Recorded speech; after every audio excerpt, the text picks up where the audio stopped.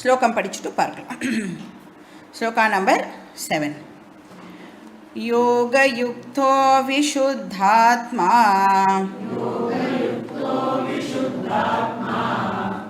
விஜிதாத்மா ஜிதேந்திரியः சர்வபூதாத்மா பூதாத்மா குர்வன்னபி ந லிப்யதே. ஸோ இது வரைக்கும் இந்த கம்பேரிட்டிவ் ஸ்டடி பார்த்தோம் இல்லையா, 2 ஆசிரமத்துக்கும் என்ன கம்பேரிசன் அப்படின்லாம் பார்த்தோம். ஸோ இதோட இந்த லைஃப் ஸ்டைல் டாபிக் முடிஞ்சிடுறது. இப்போ இங்கே இருந்து என்ன டாபிக் ஆரம்பிக்க போகிறது அப்படின்னா, லைஃப் ஸ்டைல் முடிஞ்சிடுதுன்னா வேறு என்ன டாபிக் இருக்குது? என்ன 2 டாபிக் பற்றி இனிஷியலாக டிஸ்கஸ் பண்ணோம் நம்ம? ஒன்றுத்தில் சாய்ஸ் இருக்குது, இன்னொன்றுத்தில் சாய்ஸ் இல்லை. எதில் சாய்ஸ் இல்லை?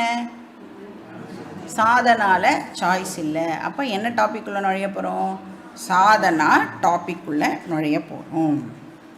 ஸோ இங்கே சந்நியாச ஆசிரமம் கொஞ்சம் ப்ரிப்பேர்டு மைண்ட் வேணும் அப்படிங்கிறத சொல்லிவிட்டு இப்போ கிருஷ்ணர் இந்த சாதனா டாபிக்குள்ளே நுழையிறேன். இன்ஃபேக்ட் இப்போ நம்ம மைண்டு மெச்சூரிட்டி இல்லாமல் சப்போஸ் சந்நியாச ஆசிரமத்துக்கு போய்டுறோன்னு வச்சுக்கோங்களேன். அங்கே போயிட்டு என்னால் இருக்க முடியல, கொஞ்சம் காலம் இருந்து பார்த்துட்டு இல்லை நான் திருப்பியும் கிரகஸ்த ஆசிரமத்துக்கே வந்துடுறேன் அப்படின்னு ஃபஸ்ட்டு சொல்ல முடியுமா அப்படின்னா ஆக்சுவலி பார்த்தேன்னா சொல்ல முடியாது. ஏன்னா சந்நியாச ஆசிரமங்கிறது 1 வே டிராஃபிக் அப்படின்னு சொல்லுவோம். அதையும் மீறி ஒரு பர்சன் சந்நியாசத்தை ரினவுன்ஸ் பண்ணிவிட்டு இந்த பக்கம் வந்தார் அப்படின்னு சொன்னால் அதை பாகவதம் எப்படி அவளை டிஸ்கிரைப் பண்ணுறதுனா ஷேம்ஃபுல் பீப்புள் அப்படின்னு டிஸ்கிரைப் பண்ணுறது. எவ்வளோ தூரத்துக்கு கேவலம் அப்படின்னா, இப்போ நம்ம வாந்தி எடுத்துட்டோம், நம்ம வாந்தியை நாமளே சாப்பிட்டோன்னா அவ்வளோ தூரத்துக்கு ஒரு கேவலமான ஒரு பீப்புள் அப்படின்னு சொல்கிறான். வாந்தஷினஹா அப்படின்னு சொல்கிறது. அதனால தான் ரொம்ப ரொம்ப கேர்ஃபுல்லாக இந்த சந்நியாச ஆசிரமத்துக்குலாம் போனோம் அப்படின்னா ரொம்ப கேர்ஃபுல்லாக போனோம். இதான் நம்மளுக்கு 2 ஆப்ஷன் கொடுத்துருக்குல்ல. ஒன்று கிரகஸ்த ஆசிரமத்திலேயே இருந்துட்டு அல்டிமேட் கோலை நம்மளால் அடைய முடியும். இல்லை கிரகஸ்தாசிரமத்தில் கொஞ்ச காலம் இருந்து மைண்ட் மெச்சூரிட்டி எல்லாம் நாம் அடைஞ்சு அதுக்கப்புறம் சந்நியாசமும் நாம் எடுத்துக்கலாம். ஸோ இதுதான் இங்கே ஃபஸ்ட்டு 6 ஸ்லோகத்தில் சொல்லப்பட்டிருக்கு. இப்போது இந்த ஸ்லோகத்துலேருந்து என்ன சொல்கிறார் அப்படின்னா, நீ எந்த ஆசிரமத்தில் வேணாலும் இருந்துக்கோ, ஆனால் நீ கடைபிடிக்க வேண்டிய சாதனா மஸ்ட்டு. 2 ஆசிரமத்தில் இருந்தாலும் இந்த சாதனாலாம் ஒரு பர்சன் மேண்டேட்ரியாக ஃபாலோ பண்ணியே ஆகணும். ஆனால் என்ன அப்படின்னா, ஆசிரமம் வேறுபடுறதுனால உன்னுடைய டியூட்டீஸ் வேணால் வேறுபடும், ஆனால் நீ அதெல்லாம் பண்ணியே ஆகணும். ஸ்வவர்ணாசிரம தர்மேன தபசா ஹரிதோஷனாத் சாதனம் பிரபவேத் பும்சாம் வைராகியாதி சதுஷ்டயம். சில பேருக்குலாம் எங்கேயோ கேட்ட மாதிரி இருக்கும். இது அபரோக்ஷ அனுபூதி அப்படின்னு ஒரு டெக்ஸ்ட் இருக்குது. அதில் சொல்கிறார் சங்கரர், ஸ்வவர்ணாசிரம தர்மேன அவளுடைய தர்மத்தை ஃபாலோ பண்ணுறது மூலமாக ஆக்ஷன் டிஃப்ரெண்ட்டு, ஆனால் டியூட்டி மஸ்ட்டு ஃபாலோ பண்ணியே ஆகணும். இப்படி பண்ணால் அதனுடைய ரிசல்ட் என்ன கிடைக்க போகிறது? Result common. நீ பண்ணுற ஆக்ஷன் டிஃப்ரெண்ட்டாக இருக்க போகிறது, ஆனால் ரிசல்ட் என்ன கிடைக்க போகிறது? சித்த சுத்தி வைராகியாதி சதுஷ்டயம். ஸோ சித்த சுத்தி கிடைக்க போகிறது. இப்போ சித்த சுத்தி வந்ததுக்கப்புறம் என்ன பண்ணணும்? ஸ்ரவண மனன நிதித்தியாசனத்தை ஃபாலோ பண்ணி மோட்சத்தை அடையணும். ஸோ இந்த சாதனையுடைய ஸ்டெப்ஸை தான் பகவான் இந்த 7வது ஸ்லோகத்தில் நம்மளுக்கு ப்ரெசென்ட் பண்ணுறார். ஸோ இங்கே யாரை மனசில் வச்சுண்டு கிருஷ்ணர் இந்த ஸ்லோகத்தை சொல்கிறாருன்னா, கிரகஸ்தனை மனசில் வச்சுண்டு இதை சொல்கிறார். ஸோ அதனால் கிரகஸ்த ஆணோ பெண்ணோ என்ன பண்ணணும்? யோக யுக்தா. ஃபஸ்ட்டு என்னவா ஆகணும்வா? யோக யுக்தா அப்படின்னா கர்மயோகியாக முதல்ல ஆகணும். யோகான்னா இந்த இடத்துல கர்மயோகா. யோக யுக்தகான கர்மயோகேன யுக்தா. கர்மயோகத்தை பண்ணுறதுனால யுக்தனா ஆகணும். ஸோ கர்மயோகியுடைய இண்டிகேஷன் என்ன? யார் கர்மயோகி? இது நம்ம ஆல்ரெடி பார்த்துருக்கோம். எந்த சாப்டரில் பார்த்துருக்கோம்? 3rd சாப்டரில் நாம் பார்த்துருக்கோம். ஏன்னா 3rd சாப்டரோட பேர் என்னது? கர்மயோகம்.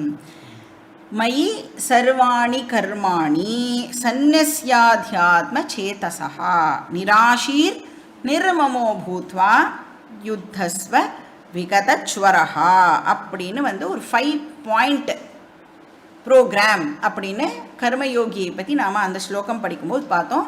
இது 3வது சாப்டரில் இருக்கிற ஸ்லோகம், மயி சர்வாணி கர்மாணி. அந்த டீட்டெயில்ஸ்லாம் இப்போ நம்ம பார்க்க போகிறதில்ல. ஆனால் ஒரு கர்மயோகி யார் அப்படின்னா, யார் ஸ்பிரிச்சுவல் ப்ரோக்ராமுக்கு டாப் ப்ரையாரிட்டி கொடுக்குறாளோ அவள் தான் கர்மயோகி.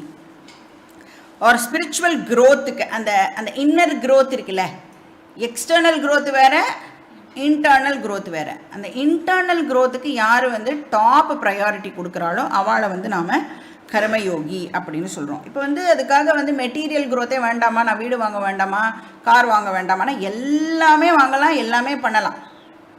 அதெல்லாம் பண்ணக்கூடாதுன்னு வேதம் நம்மளை என்றைக்குமே தடுக்கவே தடுக்காது. ஆனால் in spite of all those things எனக்கு எது டாப் ப்ரையாரிட்டி அப்படின்னா ஸ்பிரிச்சுவல் க்ரோத்து தான் டாப் ப்ரையாரிட்டி. அப்போது இந்த பர்சன் எப்படி இருப்பா அப்படின்னு பார்த்தோம்னா, இந்த பர்சனுக்கு what I have doesn't matter, what I am அதுதான் இந்த பர்சனுக்கு இம்பார்ட்டண்ட்டாக இருக்கும். அப்போ என்னுடைய பீஸ் ஆஃப் மைண்ட் இருக்கே, என்னுடைய நிம்மதி இருக்கே, அது என்கிட்ட இருக்கிற பொருள்களை பேஸ் பண்ணி அந்த பீஸ் ஆஃப் மைண்ட் இல்லை. இப்போ என்னோடய செக்யூரிட்டி இருக்கே, என்னோடய பாதுகாப்பு என்கிட்ட இருக்கிற பொருட்களை பேஸ் பண்ணி இல்லை. என்னுடைய ஹாப்பினஸ் என்கிட்ட இருக்கிற பொருட்களை பேஸ் பண்ணி இல்லை. ஆனால் எதை பேஸ் பண்ணி இருக்குது? வாட் ஐ ஆம், நான் யார் அப்படிங்கிறத பேஸ் பண்ணி தான் பீஸ், செக்யூரிட்டி, ஹாப்பினஸ் இருக்குது. அப்போ இந்த கர்மயோகி எப்படி இருப்பான் அப்படின்னா, ஒரு பிரின்சிபலோட கர்மயோகி இருப்பான். அதுக்காக அப்போ என்ன பண்ணுவான்? அவன் என்னெல்லாம் ஆக்ஷன்ஸ் பண்ணுறானோ அது எல்லாத்தையும் இப்போ என்ன பண்ணுவான்? பகவானுக்கு பூஜையாக அவன் அதை பண்ணிடுவான். ஈஸ்வரார்ப்பண புத்தியா எல்லா ஆக்ஷன்ஸும், என்ன ஆக்ஷன் பண்ணினாலும் எந்த ஃபேக்டரை மறக்கவே மாட்டான் இந்த கர்மயோகி அப்படின்னா, ஈஸ்வராவை எப்பயுமே இந்த கர்மயோகி மறக்கவே மாட்டான். நம்ம பார்த்தோம், பக்தி அண்ட் கர்மயோகம் கோஸ் டுகெதர். இப்போ 3 விஷயம் ஒரு கர்மயோகியை அடையாளம் காமிக்கிறது அப்படின்னு சொல்லலாம். ஒன்று டாப் ப்ரையாரிட்டி ஸ்பிரிச்சுவல் க்ரோத். 2வது அவனோட லைஃபே பகவானுக்கு அவன் ஆஃபர் பண்ணியிருப்பான். அதுக்கப்புறம் என்னது? 3வது அர்ப்பணம் பண்ணிட்டேன், வர ரிசல்ட்டை இப்போ நான் என்ன பண்ணணும்? ஈஸ்வர பிரசாதமாக நான் எனக்கு என்னெல்லாம் எக்ஸ்பீரியன்ஸ் நடக்கிறதோ அது எனக்கு பிடிச்சிருக்கு பிடிக்கல அதை பேஸ் பண்ணி கிடையாது. ஆனால் என்னெல்லாம் ரிசல்ட் வருதோ அது எல்லாத்தையுமே நான் ஈஸ்வர பிரசாதமாக எடுத்துப்பேன். அப்படி இருந்தால் அந்த பர்சன் கர்மயோகி. அவனே யோக யுக்தகா. இப்போ இந்த சாதனாவை அவன் ப்ராக்டிஸ் பண்ணால் என்ன கிடைக்கிறது அவனுக்கு அப்படின்னா, அவனுடைய என்டையர் பர்சனாலிட்டி இப்போது சேஞ்ச் ஆகிறது அப்படின்னு இங்கே கிருஷ்ணர் சொல்கிறார். அப்போ வாட் ஐ ஆம் இருக்குல்ல, இட் பிகம்ஸ் டிஃப்ரெண்ட். இப்போ சொசைட்டி நம்மளை எப்படி பார்க்கும், இந்த பர்சன் யார் அப்படின்னு சொசைட்டி பார்க்குற விதம், எதை வச்சு சொசைட்டி நம்மளை பார்க்கறது? நம்ம கிட்ட இருக்கிற பொசஷனை வச்சு இவன் ஹை கிளாஸ், இவன் மிடில் கிளாஸ், அப்படியெல்லாம் சொசைட்டி நம்மளை டேர்ம் பண்ணும். ஆனால் வேதாந்தா நம்மளுடைய சக்ஸஸை எதை வச்சு மெஷர் பண்ணுறது? பர்சனாலிட்டி டிரான்ஸ்ஃபர்மேஷனை வச்சு வேதாந்தம் நம்மளுடைய சக்ஸஸை மெஷர் பண்ணுறது. அப்போ கர்மயோகம் சொசைட்டி எதிர்பார்க்குற சக்ஸஸை கொடுக்கலாம், கொடுக்காமல் போகலாம். ஆனால் கர்மயோகம் டெஃபினட்டாக வேதாந்தம் சொல்கிற சக்ஸஸை நமக்கு கொடுக்கும். அது என்ன டிரான்ஸ்ஃபர்மேஷன்? நீ கர்மயோகம் ப்ராக்டிஸ் பண்ணால் என்னவா நீ டிரான்ஸ்ஃபார்ம் ஆக போகிற? விஷுத்தாத்மா பவதி. ரெண்டாவது சொல்கிறார், விஷுத்த ஆத்மா அப்படின்னு சொன்னால் pure mind, pure minded, pure அந்தக்கரணம் அப்படின்னு அர்த்தம். இப்போ பியூரிட்டி ஆஃப் மைண்டுனா என்ன அர்த்தம்? இப்போ என்னுடைய அந்தக்கரணம், அதனால தான் சித்த சுத்தி அப்படின்னு சொல்கிறோம்ல, என்னுடைய அந்தக்கரணம் இப்போ பியூராக இருக்கா இல்லையா எப்படி தெரிஞ்சுக்கலாம்? அன்வான்ட் தாட்ஸ் எல்லாம் வராமல் இருக்கா இல்லையா அப்படின்னு செக் பண்ணாலே இதை கண்டுபிடிச்சிடலாம். அன்ஹெல்தி திங்கிங்லேருந்து ஃப்ரீடம் இருக்கா இல்லையா, அப்படி இருந்ததுன்னா அதுக்கு பேர் நாம் விஷுத்தாத்மா அப்படின்னு சொல்லிக்கலாம். இப்போ இந்த காம, குரோத, லோப, மோக, மத, மாத்சரியம் இதெல்லாம் இருக்குல்ல, ஷட் மலங்கள் இல்லாமல் இருந்தால் அதுக்கு பேர் விஷுத்தாத்மா. நெகட்டிவ் டெண்டன்சிலாம் இல்லாமல் இருக்கா அப்படின்னு செக் பண்ணிக்கலாம். இதை தான் பகவான் என்ன சொல்ல போகிறார், ஆசுரி சம்பத் அப்படின்னு சொல்லுவார். இப்போ 16வது சாப்டரில் சொல்லுவார், இப்போ ஆசுரி சம்பத்தெல்லாம் விட்டுட்டு தெய்வீ சம்பத்தை நாம் டெவலப் பண்ணிக்கணும். அபயம் சத்வ சம்சுத்தி ஞானயோக வியவஸ்திதி தானம் தமஸ்ச யக்ஞஸ்ச ஸ்வாத்யாயாயஸ் தப ஆர்ஜவம் அப்படின்னு சொல்கிறார். 16th சாப்டரில் படிப்போம். பட் டெவலப்மெண்ட் ஆஃப் தெய்வீ சம்பத் இஸ் வெரி வெரி இம்பார்ட்டண்ட். அது எப்படி கிடைக்கும்? கர்மயோகம் ப்ராக்டிஸ் பண்ணுறது மூலமாக நமக்கு தெய்வீ சம்பத் இன்க்ரீஸ் ஆகும். தெய்வீ சம்பத்னா நற்குணங்கள், நம்மக்கிட்ட இருக்க வேண்டிய நல்ல விஷயங்கள், நல்ல வேல்யூஸ் நம்மளுக்கு டெவலப் ஆகும். ஆர்ஜவம், சாந்தி, சம, தம இந்த விஷயங்கள் எல்லாம் நம்மளுக்கு இம்ப்ரூவ் ஆகும். அப்போ இதுதான் ரெண்டாவது ஸ்டேஜ். சாதனா பற்றி சொல்லிட்டு இருக்காருங்க. ஃபஸ்ட்டு எப்படி இருக்கணும், கர்மயோகம் ப்ராக்டிஸ் பண்ணணும்னு சொன்னால், நீ கர்மயோகம் ப்ராக்டிஸ் பண்ணினேன்னா உனக்கு விஷுத்தாத்மா சித்த சுத்தி கிடைக்கும் அப்படின்னு சொன்னார். நெக்ஸ்ட் என்னது, விஜிதாத்மா ஜிதேந்திரியா. இது ரெண்டுமே ஒன்றா போகணும். விஜிதாத்மாவும் ஜிதேந்திரியாவும் ஒன்றா படிக்கணும். இப்போ விஷுத்தாத்மா இருக்குல்ல, அதில் ஆத்மா அப்படிங்கிற வார்த்தைக்கு என்ன அர்த்தம்? விஷுத்தாத்மானா என்னன்னு சொன்னேன் இப்போ நான், பியூரிட்டி ஆஃப் மைண்ட். அப்போ ஆத்மாங்கிற வார்த்தைக்கு மைண்டுன்னு அர்த்தத்தை போட்டுக்கணும். ஆத்மானா அந்த ஆத்மா கிடையாது. என்ன ஆத்மா இது? மைண்டு. விஜித் ஆத்மா இருக்கு இல்லையா, அதில் ஆத்மா அப்படின்னு சொன்னால் ஷரீரம், பாடி. விஜிதः ஆத்மா ஷரீரம் ஏன சக விஜிதாத்மா.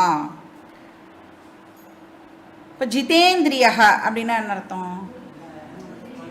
யார் இந்திரியங்களை கான்குவர் பண்ணியிருக்காளோ அவளுக்கு பேர் ஜிதேந்திரியா. இந்திரஜித்துன்னு ஒரு வார்த்தை இருக்குது, இந்திரஜித்துன்னு ஒரு வார்த்தை இருக்குது, ஜிதேந்திரியான்ற வார்த்தை இப்போ நம்ம பார்த்துருக்கோம். இந்திரஜித்துனா இந்திரனை வென்றவனை இந்திரஜித்துன்னு சொல்கிறோம். யார் அது? ராவணனோட பையன் இல்லை இந்திரஜித்து. அவன் இந்திரனை சண்டை போட்டு வின் பண்ணியிருக்கான். இது என்னது? ஜிதேந்திரியா. இது ஹனுமாருக்கு இன்னொரு பேர் ஜிதேந்திரியா. ஏன்னா அவர் இந்திரியங்களை கான்குவர் பண்ணியிருக்கார். Mastery over the sense organs. அப்போ விஜிதாத்மா அப்படின்னு சொன்னால் மாஸ்டரி ஓவர் மை பாடி, ஜிதேந்திரியானா mastery over my sense organs. ரெண்டுமே இம்பார்ட்டண்ட். இப்போ நம்ம ஒரு பெரிய நதி இருக்குதுன்னு வச்சுக்கோங்களேன், ரொம்ப ஃபோர்ஸ்ஃபுல்லாக பாயிற ஒரு நதி இருக்குது. இப்போ அந்த நதியில் இருக்கிற ஜலத்தை எல்லாம் நான் ப்ராப்பராக யூட்டிலைஸ் பண்ணணும் அப்படின்னு நினச்சேன்னா என்ன பண்ணுவா? ஜென்ரலாக நதியில் ஒரு டேமை கட்டுவா. டேம் கட்டுறதுனால என்ன ஆகும்? என்னால் வாட்டரை ஸ்டோர் பண்ண முடியும்.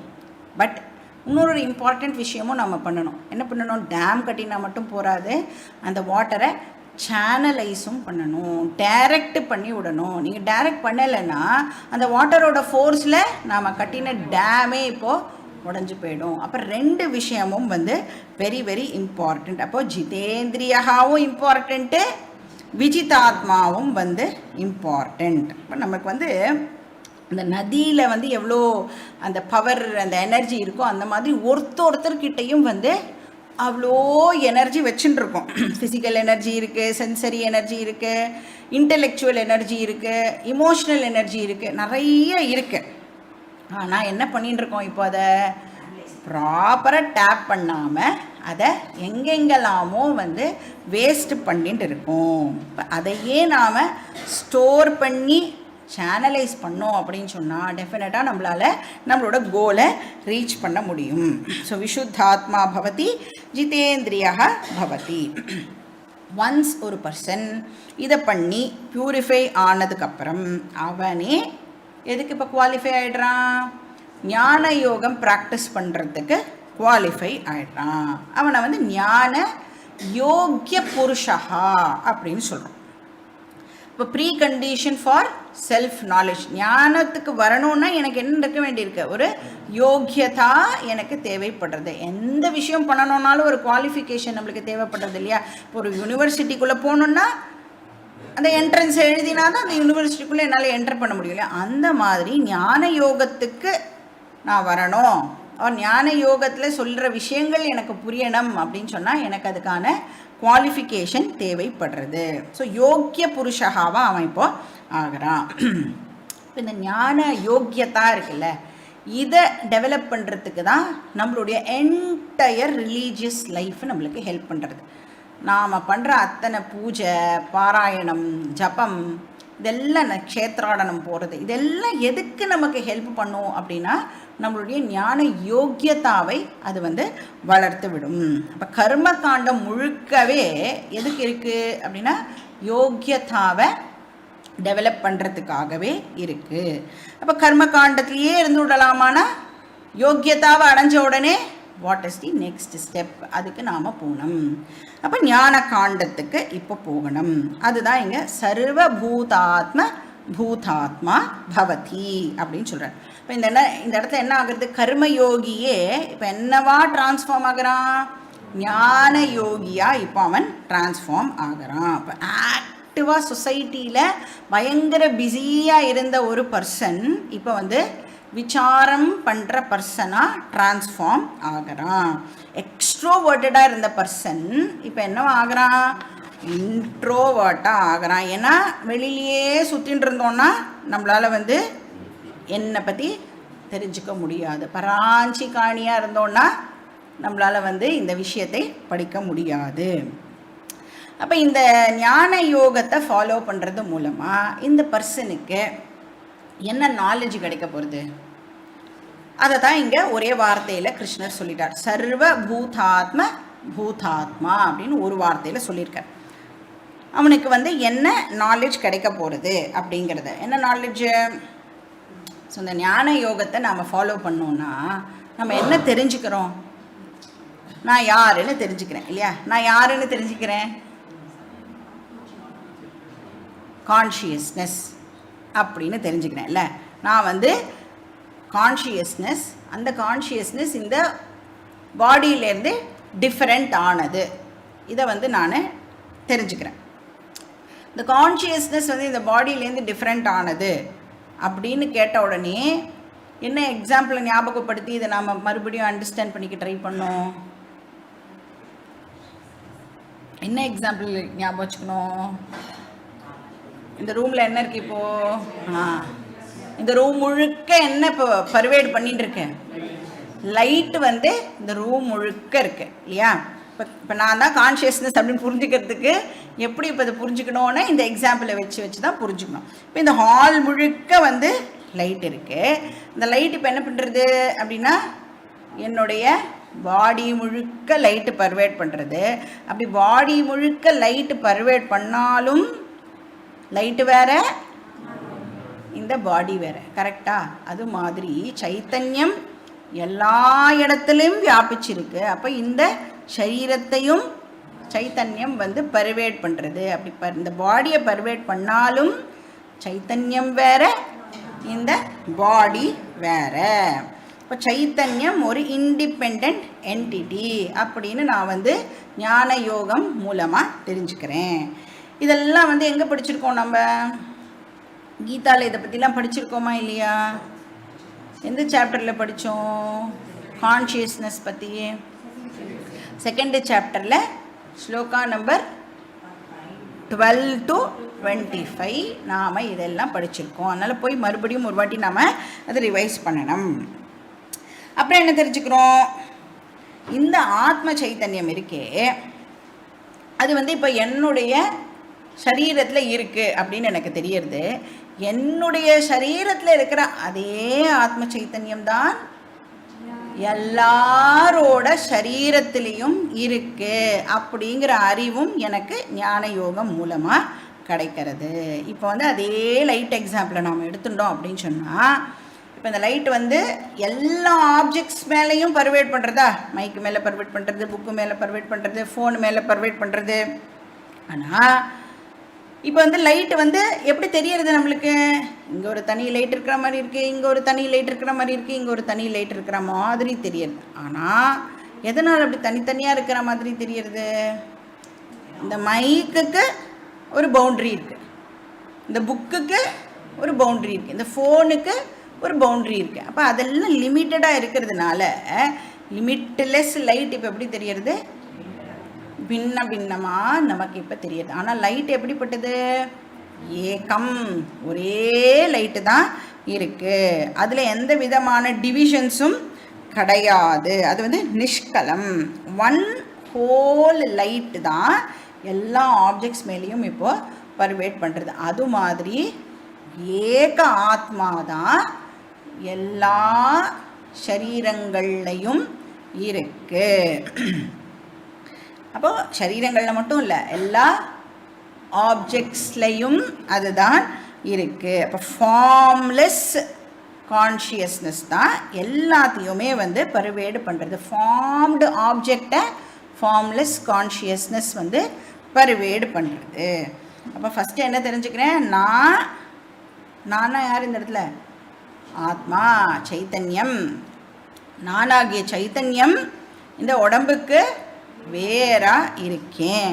அப்புறம் என்ன தெரிஞ்சுக்கிறேன், நான் இந்த உடம்புல மட்டும் இல்லை, எல்லா உடம்புலையும் நான் ஆகிய ஏக சைத்தன்யம் தான் இருக்கேன். அதுதான் இங்கே சர்வ பூதாத்ம பூதாத்மா. இப்போ ஞான யோகிக்கு என்ன தெரியறது, என்னோட உடம்புக்கு பின்னாடி மட்டும் நான் இல்லை, எல்லாருடைய சரீரங்கள்லையும் நானே தான் இருக்கேன். சர்வபூத ஆத்மா. நான் வந்து ஏகபூத ஆத்மா இல்லை, சர்வபூத ஆத்மா. பூதம் அப்படின்னா இந்த இடத்துல சரீரம் அப்படின்னு அர்த்தம். சர்வபூதஸ்தம் ஆத்மானம் சர்வபூதானி சாத்மனி ஈக்ஷதே யோகயுக்தாத்மா சர்வத்திர சமதர்ஷனஹா அப்படின்னு அடுத்த சாப்டரில் நாம் படிப்போம். 6வது அத்தியாயத்தில் படிப்போம். யோமாம் பஷ்யதி சர்வத்திர சர்வம் ச மயி பஷ்யதி தஸ்யாஹம் ந பிரணஷ்யாமி சச்சமேன பிரணஷ்யதி. இது ரெண்டுமே வந்து 6வது அத்தியாய ஸ்லோகங்கள். இதே ஐடியா தான் அங்கேயும் சொல்கிறேன். இப்போ இங்கே என்ன புரிஞ்சுக்கணும், ஞான யோகி அப்படிங்கிறவன் வந்து தான் தான் எல்லா சரீரத்துக்கும் பின்னாடி இருக்கிற ஏக ஆத்மா அப்படின்னு அவன் தெரிஞ்சுக்கிறான். சரி, இது தெரிஞ்சுக்கிறதுனால அந்த பர்சனுக்கு என்ன பெனிஃபிட்டு, அந்த ஞான யோகிக்கு என்ன பெனிஃபிட் கிடைக்க போகிறது, என்ன பெனிஃபிட் கிடைக்கும், அந்த பர்சன் இந்த பாடி இல்லைன்னு தெரிஞ்சுன்ற போகிறார். பாடியிலேருந்து ஈஸியாக அந்த பர்சனால் டிட்டாச் பண்ணிக்க முடியும். அந்த தேக அபிமானம் இருக்குல்ல, அபிமானம் அப்படின்னு சொன்னால் ஐடென்டிஃபிகேஷன் அப்படின்னு அர்த்தம். இப்போ தேக அபிமானம்னா நான் இப்போ என்ன பண்ணிட்டு இருக்கேன், எனக்கு தேக அபிமானம் இருக்குது அப்படின்னு சொன்னேன்னா என்ன அர்த்தம், நான் தான் இந்த பாடி அப்படின்னு நினச்சின்னு இருக்கேன்னு அர்த்தம். இப்போ இந்த அறிவு வந்துடுத்து, நான் ஆத்ம சைத்தன்யம், நான் தான் எல்லா சரீரத்துலேயும் இருக்கேன் அப்படிங்கிற அறிவு வந்துடுத்து அப்படின்னு சொன்னால் தேக அபிமானம் எனக்கு இருக்குமா, நான் பாடியோட ஐடென்டிஃபை பண்ணிக்க மாட்டேன், நான் இந்த பாடி அப்படின்னு நான் சொல்லவே மாட்டேன்.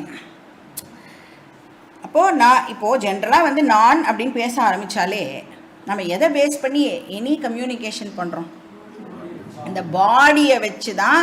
யார் கூட பேசணுன்னாலும் இப்போ நான் வந்து ஸோ அண்ட் ஸோ அப்படின்னா என்ன அர்த்தம், இந்த சரீரத்துக்கு நம்ம பிறந்ததுக்கப்புறமா ஒரு பேர் வச்சுருக்கா, அந்த பேரை தான் நான் அப்படின்னு சொல்கிறோம்.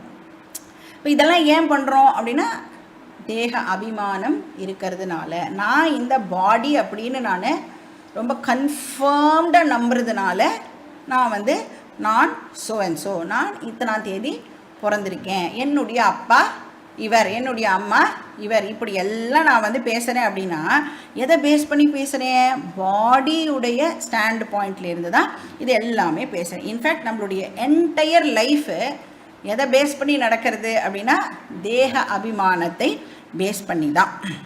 அப்போ இந்த நாலேஜ் நம்மளுக்கு வந்துடுதுன்னா என்ன ஷிஃப்ட் நடக்கும்? நான் என்ன ஆத்ம சைத்தன்யம் அப்படின்னு தெரிஞ்சுட்டேன்னா இப்போ நான் என்ன அறிவோட வேலை பார்ப்பேன்? நான் இந்த பாடியை இப்போ யூஸ் பண்ணிட்டு இருக்கேன். நான் இந்த பாடி கிடையாது, ஆனால் நான் இன்சிடென்டலாக தற்காலிகமாக கொஞ்ச காலத்துக்கு இந்த பாடியை யூஸ் பண்ணி எல்லா டிரான்சாக்ஷன்ஸும் பண்ணுறேன். அப்போ பாடியிலேருந்து டிட்டாச்மெண்ட் ஏற்படும் போது நேச்சுரலாக பாடியுடைய ஆக்ஷன்ஸ்லேருந்தும் நமக்கு டிட்டாச்மெண்ட் ஏற்படும். தேக அபிமான தியாகா இருக்கே, அது என்ன கொடுக்கறது நம்மளுக்கு? கர்ம அபிமான தியாகாவை கொடுக்கறது. அப்படின்னா என்ன அர்த்தம்? எல்லா கர்மங்களும் எதோடது? பாடியோடது. நான் பாடி இல்லை அப்படின்னு சொன்னால் பாடி பண்ணுற கர்மா மட்டும் என்னோடதாக இருக்க முடியுமா? பாடி பண்ணுற கர்மாவும் என்னோடது இல்லை. இப்போ நான் இந்த பாடின்னு ஐடென்டிஃபை பண்ணிக்கும் பொழுது தான் நேச்சுரலாக என்ன சொல்கிறேன்? நான் இதை பண்ணேன், நான் அதை பண்ணேன் அப்படின்னு கர்மாவோடையும் நான் ஐடென்டிஃபை பண்ணிக்கிறேன். இப்போ நான் பாடியோட ஐடென்டிஃபிகேஷனை விட்டுடுறேன்னு சொன்னால் நேச்சுரலாக கர்மாவோடையும் நான் வந்து ஐடென்டிஃபிகேஷனை விட்டுடுவேன். அப்போ தர்மீ அபிமானம் will lead to தர்ம அபிமானம். இப்போ நம்மளுடைய ப்ராப்ளமே எதை பேஸ் பண்ணி தான்? இந்த ரெண்டு அபிமானத்தை பேஸ் பண்ணி தான். என்னது? ஒன்று வந்து ஐடென்டிஃபிகேஷன் வித் த பாடி, இன்னொன்று identification with the properties of body. ரெண்டுமே தானே பண்ணுறோம். நல்லா யோசிச்சு பாருங்க. இது ரெண்டுத்தையும் தான் வேதாந்தம் நம்மளுக்கு டேக்கிள் பண்ண சொல்லி கொடுக்கறது. ஸோ சர்வ பூதாத்ம பூதாத்மா குருவன் அப்பி ந லிப்பியத்தே. குருவன் அப்படின்னா என்ன அர்த்தம்? குருவன் அவன் பண்ணினாலும் கூட. இப்போ இந்த ஞானி, இந்த ஞான யோகிக்கு அறிவு வந்ததுக்கப்புறம் அவன் என்ன ஆக்ஷன்ஸில் ஈடுபட்டாலும் குருவன் அப்பி ந லிப்பியத்தே, அது அவனை அஃபெக்ட் பண்ண போகிறது இல்லை. பாடி ஆக்டிவாக இருந்தாலும் அந்த பாடியோட ஆக்ஷன்ஸ் அவனை அஃபெக்ட் பண்ண போகிறது இல்லை. இப்போ வந்து ஃபார் எக்ஸாம்பிள் நாம் வந்து ஒரு காரில் உட்காந்து ட்ராவல் பண்ணுறோன்னு வச்சுக்கோங்க. கார் வந்து இப்போது 100 கிலோமீட்டர் ஸ்பீடில் போகிறதுன்னு வச்சுக்கோங்க, பயங்கர ஃபாஸ்ட்டாக போகிறது. அப்போ அதில் உட்காந்துட்டு உங்களுக்கு மூச்சு வாங்குமா? அந்த ஸ்பீடு எதை சேர்ந்தது? காரை சேர்ந்தது. அது மாதிரி ஆக்ஷன்ஸ் எல்லாம் எதை சேர்ந்தது? பாடியை சேர்ந்தது, என்னை சேர்ந்தது இல்லை. அப்போ தேக அபிமானம் போயிடுத்துன்னா நேச்சுரலாக கர்ம அபிமானமும் நம்மளை விட்டு போயிடும். இதுக்கு பேர் அகங்கார அபிமான அபாவகா அப்படின்னு பேர். ஸோ இதை தான் வந்து இந்த ஸ்லோகத்தில் சொல்லியிருக்கார். அடுத்த ஸ்லோகம் ஸ்லோகா நம்பர் 8. ஒரே ஒரு நிமிஷம்.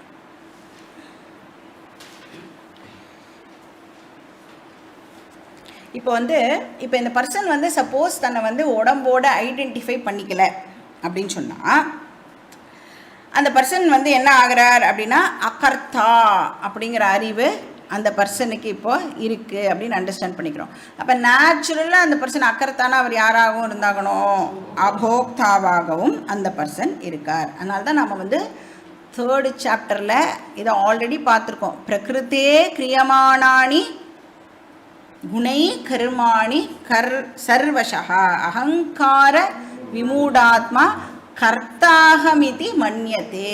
யார் வந்து நான் கர்த்தா அப்படின்னு சொல்லுவான்? யார் பாடியோட தன்னை ஐடென்டிஃபை பண்ணிக்கிறாளோ அவன்தான் தன்னை கர்த்தா அப்படின்னு சொல்லுவான். அந்த மாதிரி நான் கர்த்தா அப்படின்னு சொல்கிறவாள கிருஷ்ணர் என்ன டைட்டில் கொடுக்குறார்? விமூடாத்மா, முட்டாள், வடிகட்டின முட்டாள் அப்படின்னு சொல்கிறார். விமூடாத்மானா ஃபில்டர்டு இடியட் அப்படின்னு வந்து ஸ்பெஷல் டைட்டில் கிருஷ்ணர் கொடுக்குறார். இதே வைஸ் பர்சன் என்ன பண்ணுவான்?